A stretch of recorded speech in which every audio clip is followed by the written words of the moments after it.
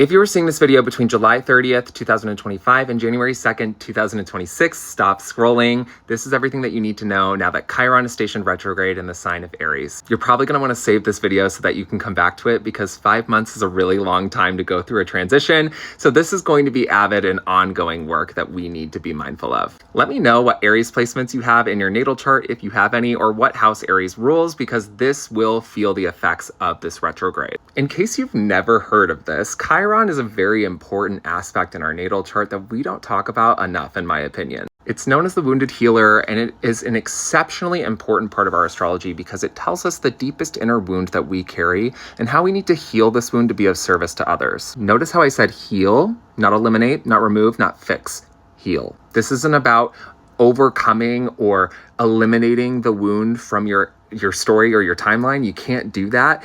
More or less, this is about creating balance between the polarity of your wound and who it makes you identify as. Chiron is the key. It is even shaped like a key when you check out your natal chart, and I can make a more in-depth video or series about Chiron if you want to know how it specifically impacts signs or the houses it moves through. But overall, this aspect can really teach you how to step into a sense of personal sovereignty. And Chiron in Aries is all about just that. It's all about independence, courage, and really stepping into a sense of authority that is steadfast, trustworthy, and confident. Chiron teaches us that while we cannot remove the past, erase the past, or change the past, we can change how we feel about what happened to us. We can change how we feel about what happened to us. We can't change what happened to us, but we can change how we feel about it.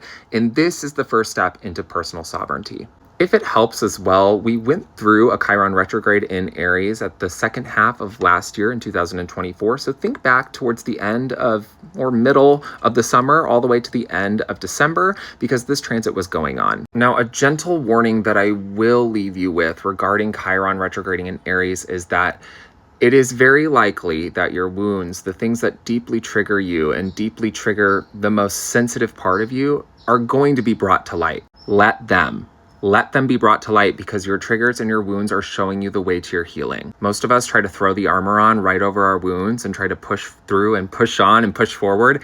That is not the vibe for this transition. In fact, it will have a more detrimental effect to try to bypass through this. So now is the time to lock in, anchor down, show yourself kindness, love, and grace as you do the shadow work that is necessary for you to bring balance between light and dark. Let me know if you want more videos in specifics all about Chiron. I'm happy to do that. Tell me in the comments. You know what to work on. This is going to be great. This is going to be fine. Let yourself heal.